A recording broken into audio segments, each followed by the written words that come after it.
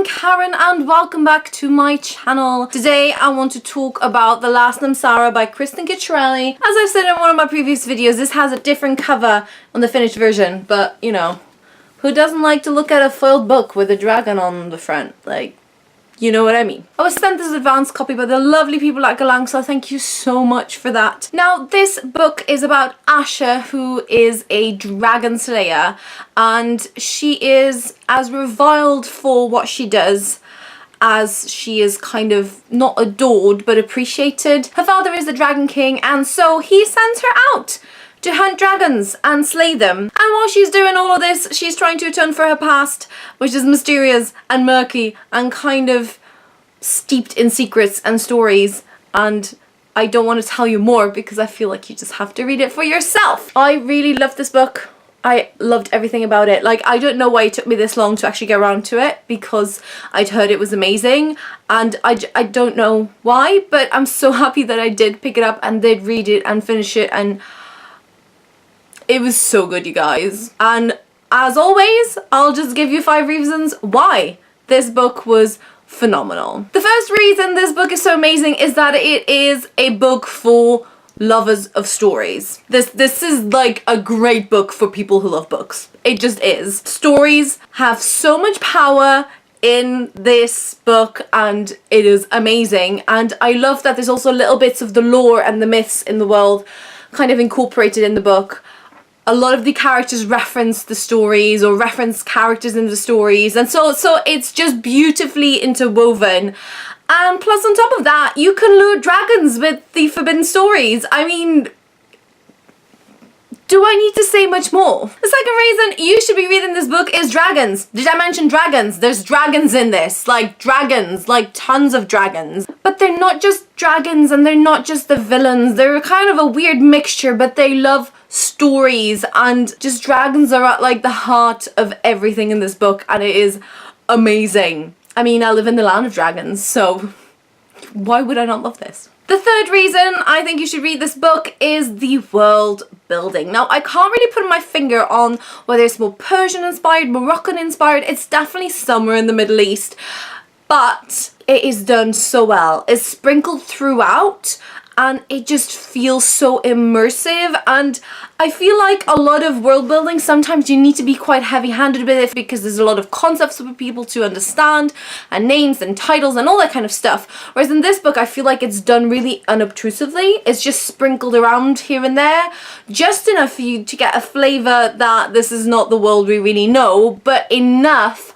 of a structure that you understand what's going on and why things are the way they are, if that makes sense. Another thing that I also really liked about the world building is that it never detracted from the plot or the characters and kind of their arc throughout the story. It was always like serving the story and serving the characters, and that was really good. Number 4 is the characters. I don't know how Kristen Ciccarelli did this, because this feels like such an epic book, but she did it with not a large cast of characters. You really follow Asha in close third-person perspective, so you're not jumping between different people, but it feels huge and epic, and it's amazing. There's a couple of things that I really loved, and so many of the characters I loved, and there was at least one that I loved to hate. What was probably my favorite part was the friendship between Asha, our main character, and her cousin, and it's the kind of friendship that I love, because there's so much adversity to it.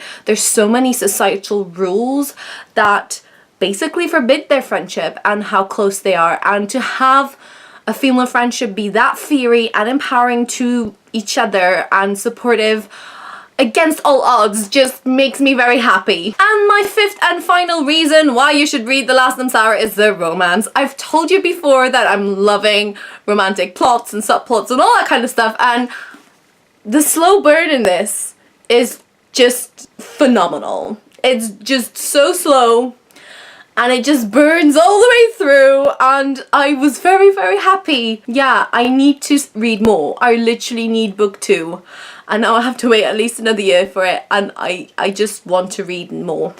I really do. I'm really excited. Also want to reread it again, which is something I don't have very often with books, that when I finish it I immediately go like, need to reread. But I want my TBR as I made it for my previous video, so probably won't get to reread this until maybe next year, but I think it might be a great reread before books 2 comes out. Hopefully next year, really soon. I just can't wait. If you like dragons and badass girls and great relationships and a bit of swooning, then The Last Namsara is really something for you. So there you have it. That's my video for today. Do let me know down below if you've read The Last Namsara and what you thought. I literally could rant and rave forever about this book, but I don't really want to spoil anything because I was so happy that I hadn't read any in-depth reviews about this book before I started reading it, just because I kind of went in as like a blank slate and it was just such a great experience. I was so invested, you guys. I was like rooting and like, oh, I did cry at a couple of times. Yeah, one big time, but I'm not gonna tell you when. So that's it for today. Thank you so much for watching. Don't forget to subscribe and I'll talk to you all very soon. Bye.